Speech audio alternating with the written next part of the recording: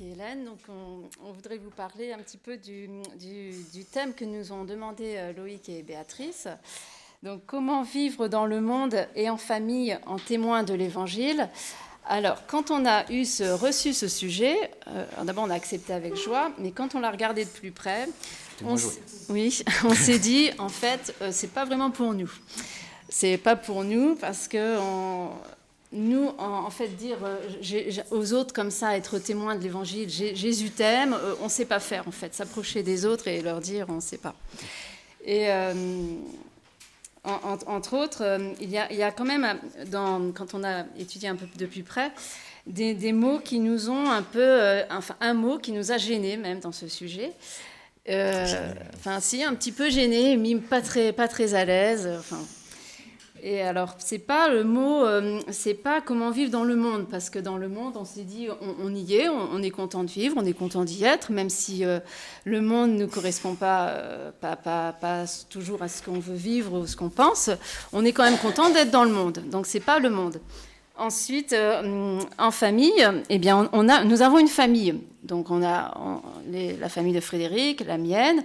On s'entend bien avec eux, avec elle, et puis on a notre propre famille, donc on est heureux d'avoir des enfants. Donc en fait, le mot famille ne nous gêne pas. L'évangile non plus, parce que l'évangile, on l'entend le dimanche à la messe, on le lit personnellement, on a l'impression de le connaître, donc puis on aime, on adhère, voilà. Donc le mot évangile ne nous gêne pas non plus, mais c'est le mot témoin. Et c'est vrai que moi, personnellement, quand j'entends un prêtre dans son sermon dire il faut être témoin, il faut aller vers les autres, là, je ne suis pas très à l'aise sur le mot témoin. Donc, on n'est pas très à l'aise avec nos témoins dans le sens où on a peur de témoigner, en fait. On sait pas vraiment ce que c'est qu'être témoin. On va y venir. Par exemple, moi, j'ai une amie qui fait un gros burn-out, une amie chrétienne. Je sais que je devrais lui dire, dans ton burn-out, qu'est-ce que tu attends de Dieu ? Tu connais Dieu, qu'est-ce que tu en attends ? Qu'est-ce que tu espères de lui ? Pour essayer de la replacer un peu sur son chemin de foi. Je ne sais pas faire. J'ai aussi ma voisine à côté de chez nous qui est plus âgée que moi, qui a perdu son mari et qui, elle, a reçu une éducation chrétienne, mais qui n'a pas vu de vie pratiquante ou de religieuse. Quand elle a perdu son mari, j'avais envie de lui dire, mais soyez pleine d'espérance, votre mari a été accueilli par Jésus. On a dit tout à l'heure.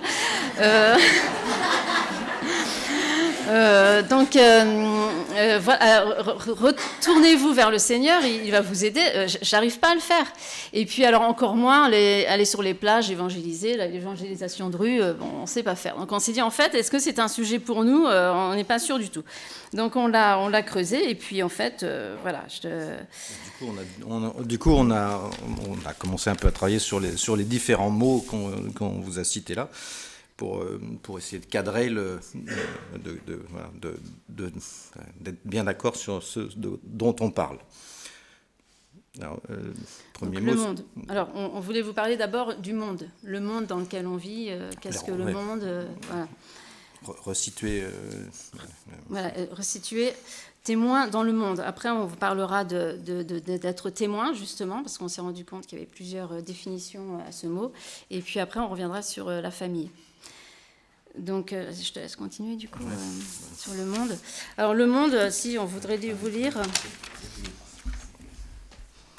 Pour commencer, je vais vous lire une lecture qui a été lue il n'y a pas très longtemps, c'est vendredi 8 juillet, de Saint Matthieu 10, 16, 23.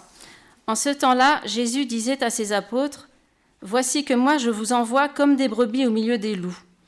Soyez donc prudents comme les serpents et candides comme les colombes. Méfiez-vous des hommes. Ils vous livreront aux tribunaux et vous flagelleront dans leurs synagogues. Vous serez conduits devant des gouverneurs et des rois à cause de moi. Il y aura là un témoignage pour eux et pour les païens.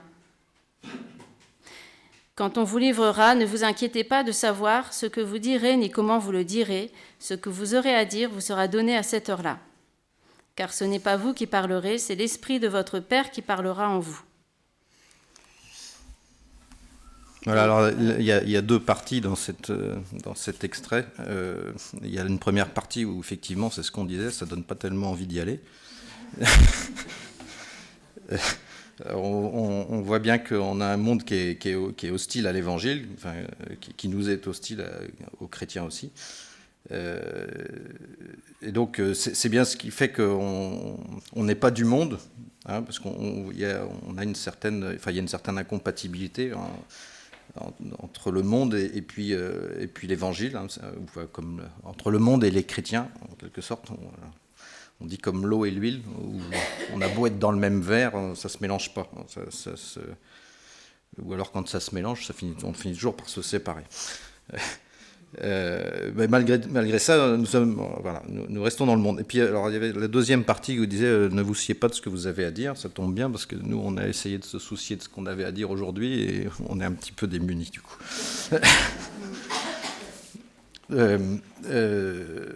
Alors ce qu'on avait dit. Oui, alors le monde, le fait que le monde soit hostile, c'est vrai qu'on a envie de rester un peu entre nous, entre chrétiens.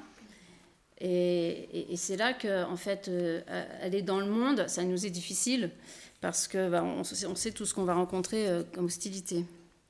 Et en plus, le monde est en plus hostile, mais il nous menace, quoi, en fait. Hein, il menace l'Évangile. Et aussi, on a relevé de ce qu'avait écrit le père fondateur. Père Dorn. Voilà, qui est intéressant. Sur le fait d'être dans le monde et de partir témoigner dans le monde. Hein. La mission est un grand terrain de combat des forces du mal contre l'action de Dieu.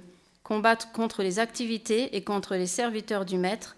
Combat contre la valeur de l'action missionnaire par un affaiblissement interne de l'apôtre et de la valeur spirituelle de l'activité.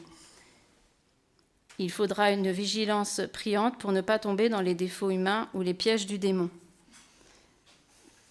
Voilà, donc en fait, aller dans le monde, c'est extrêmement difficile et on a vraiment envie de rester, enfin on parle pour nous, hein, de rester entre nous, hein, voilà. Alors du coup, toujours pour terminer sur le monde, hein, Jean au chapitre 17, verset 11, vous êtes dans le monde, mais vous n'êtes pas du monde. Donc on n'a pas choisi dans le monde dans lequel on vit, et pourtant on y est, et c'est sûrement pour quelque chose. Voilà. Donc on a attaqué le second sujet du témoin, hein, qui nous faisait peur. Gênant, nous, alors on l'a décortiqué parce que ça aidait un petit peu à puisque c'était sans doute ce qui va être plus difficile pour nous. Donc on s'est dit, en fait, le terme de témoin, il y a deux sens. Le témoin, d'abord, c'est celui qui constate, c'est celui qui voit. Donc c'est pas forcément le sens initial de la phrase sur laquelle on avait travaillé, mais enfin on s'est dit, le témoin, c'est d'abord celui qui voit, qui entend, enfin qui constate effectivement les réalités. Et ensuite seulement il peut en témoigner. Donc le deuxième sens, la deuxième acception de témoin, c'est celui qui témoigne et non plus celui qui constate. Mais en fait, pour témoigner, il faut qu'il ait d'abord constaté. Donc on s'est dit effectivement, le témoignage commence nécessairement par une vie intérieure. Oui, c'est ça, par une vie intérieure. Si on ne peut pas témoigner, si on n'a pas soi-même vécu, enfin, si on ne vit pas soi-même de notre foi, quoi. Voilà, quand on a eu le sujet, on s'est dit témoin tout de suite, c'est pour parler aux autres. Mais en fait, non, c'est ce que disait Frédéric, c'est que être témoin, c'est d'abord voir, constater, et ensuite aller le dire. Donc on s'est dit, si derrière on voit pas notre foi ou voilà, on ne peut pas en parler, en fait à côté aux autres. Par exemple, l'adoration, quand on est en adoration, on voit vraiment, là, on est devant, face à face, on le voit, et on pense que plus on en est imprégné, et plus après on va pouvoir dire aux autres, on va pouvoir témoigner. Donc cette vie intérieure est importante pour nous. Donc en fait, pour aller dans le... En fait, être témoin, avant toute chose, c'est se recentrer effectivement sur l'Eucharistie, sur la foi. Alors, parce que c'est vrai qu'on entend beaucoup dans le monde moderne, bah oui, mais il faut aller vers les autres, il faut témoigner, oui, il faut témoigner, mais il faut témoigner de quelque chose. Donc c'est juste d'abord un rappel que, en fait, on ne peut pas témoigner si on n'a pas quelque chose à témoigner. Enfin, si on n'a pas quelque chose à...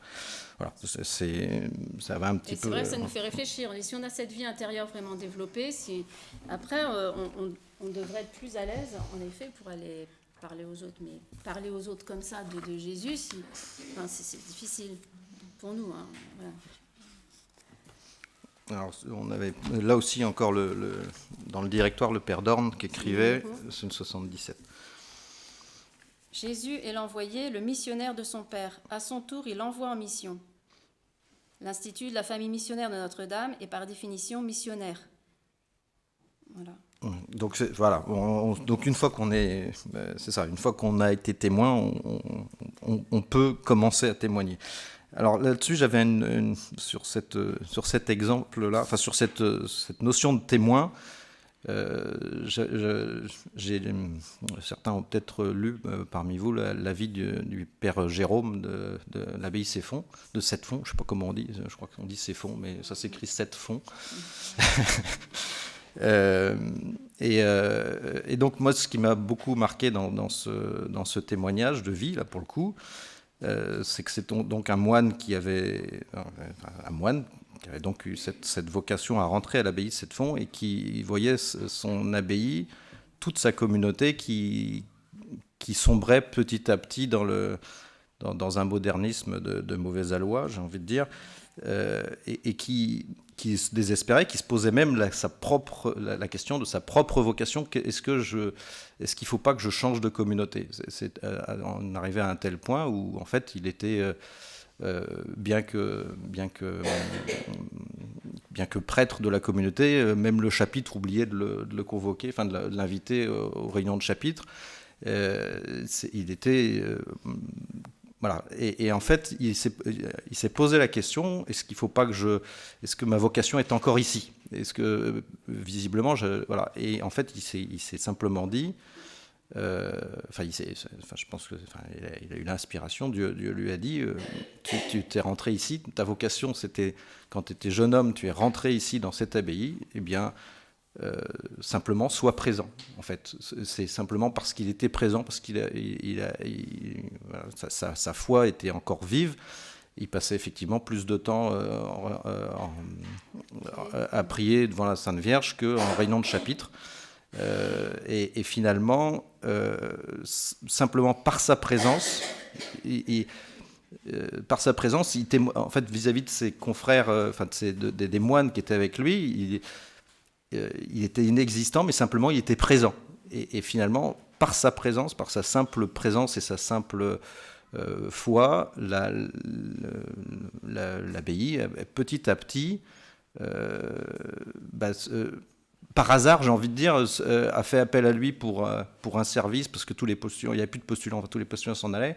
Et donc, un jour, en désespoir de cause, ses confrères ont dit encore un postulant qui s'en va, avant de partir, va donc voir le père Jérôme, parce que il n'y a plus rien à faire, donc dernière roue du carrosse, je sais pas, allez, va voir le père Jérôme, si tu sais pas où le trouver, tu vas à la Sainte Vierge, il est toujours là-bas, on ne sait pas ce qu'il fait. Et donc, effectivement, il a reçu un premier postulant comme ça, et qui finalement, sa vie intérieure, c'est ça, à parler à ce postulant. Et puis, ce postulant est resté. Et puis un second, du coup, ils se sont dit, tiens, ça a marché pour le premier, on voyait un deuxième, puis un troisième.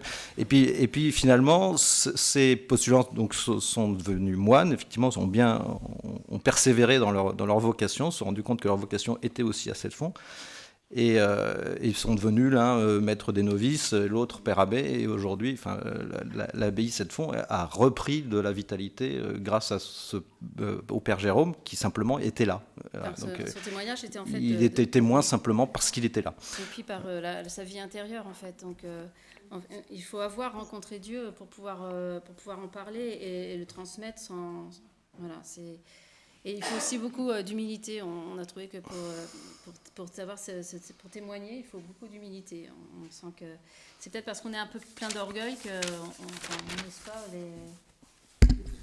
Oui. Voilà. Voilà. Alors, du coup, le troisième mot sur lequel on a pu travailler, c'était donc sur la famille.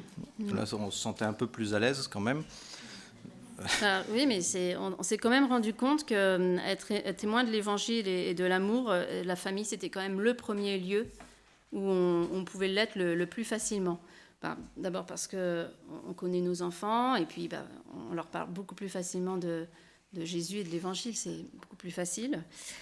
Mais c'est pas parce que c'est plus facile que c'est le moins. On a l'impression qu'il faut toujours aller à l'extérieur.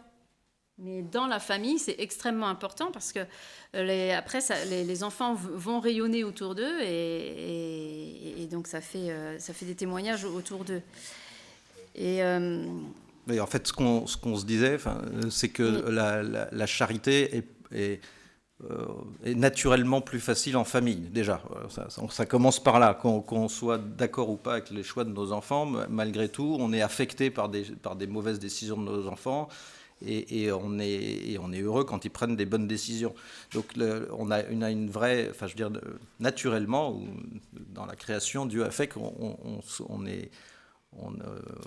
a une charité plus naturelle vis-à-vis de notre famille. Donc on peut se dire, c'est pour nous aider dans la charité, dans le témoignage, on nous donne un petit peu plus d'attention pour notre famille. Donc c'est un bon moyen de débuter, on s'est dit. Vis-à-vis de nos enfants, mais vis-à-vis de nos parents aussi. Oui, aussi. Oui. Après, la famille s'étend, effectivement, mais en attendant, c'est la cellule familiale qui est, je pense, qui est vraiment le tout démarre, effectivement, vis-à-vis des ascendants, vis-à-vis des descendants. Effectivement, on a évidemment cette affection qui est un début de charité, quoi, finalement, qui nous permet de commencer à mettre un doigt dans la charité, puis on espère qu'une fois qu'on a mis le doigt...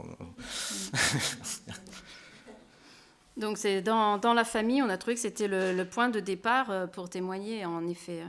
Et qui sont ma mère et qui sont mes frères, c'est Marc qui, dans le chapitre 3, verset 33, parce que en fait, de la famille, comme on disait tout à l'heure, ça s'étend. Après, c'est par extension, en fait. C'est ça, alors, qui sont ma mère et qui sont mes frères, donc c'est Marc chapitre 3, verset 33.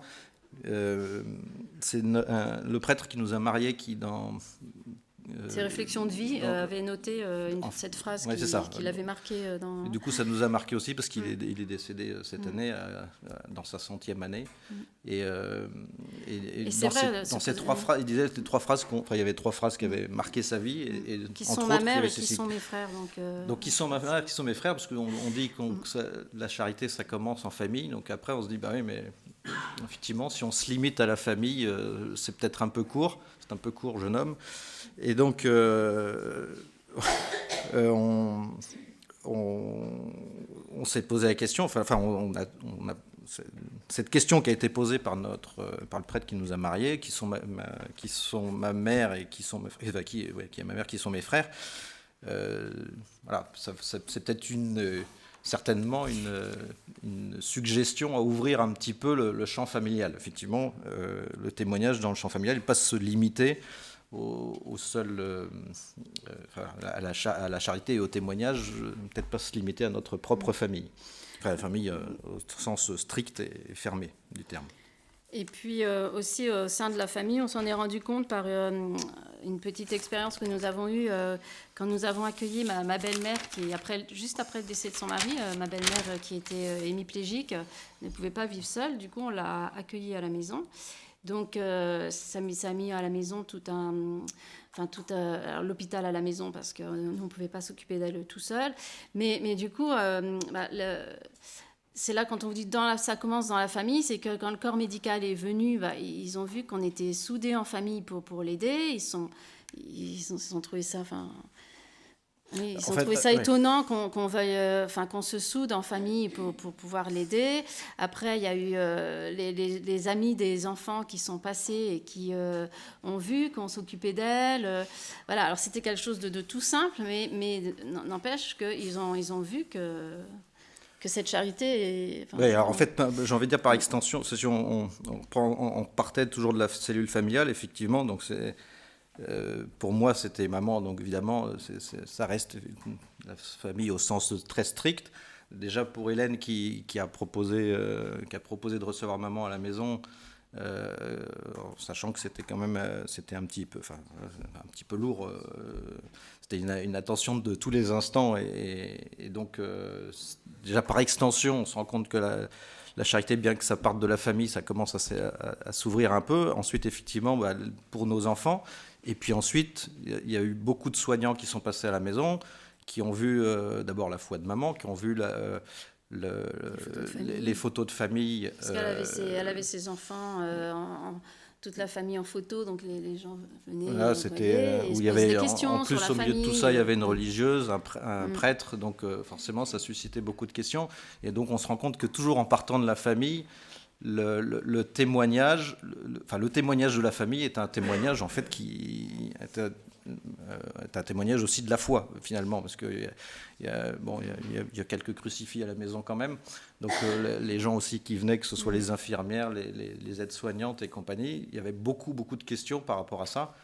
Et puis par rapport à la famille, déjà les questions commençaient toujours avec la famille, mais de fait, qu'on le veuille ou non, dans la famille on a des prêtres et des religieuses, et c'est vrai que le témoignage en fait il n'était pas il n'était pas intentionnel, ou en tout cas il n'était pas recherché le témoignage, mais on s'est rendu compte aussi qu'il y avait un vrai témoignage, aussi de parce que maman vivait en tant que telle, parce qu'elle avait aussi toute sa tête et elle avait toujours le souci de justement de témoigner. Oui, et donc sur maman, on s'est dit, nous on n'est pas très doués pour témoigner, mais en fait on peut témoigner sans vraiment le chercher, je peux dire ça. Oui, puis alors sans vraiment provoquer. Après, chacun son charisme, je pense. Il y en a qui vont réussir, oui, à aller vers les autres plus facilement, mais ce sujet, en fait, nous qui ne pensons pas du tout être témoins, on s'est dit, en fait, ces petites choses-là, voilà, en fait, on peut être témoin, mais dans des choses plus discrètes. En conclusion, j'aurais tendance à dire comme dans le film du Bossu, si tu viens pas à la Lagardère, c'est le Gardère qui viendra à toi. Si tu vas pas au témoignage, c'est le témoignage qui viendra à toi.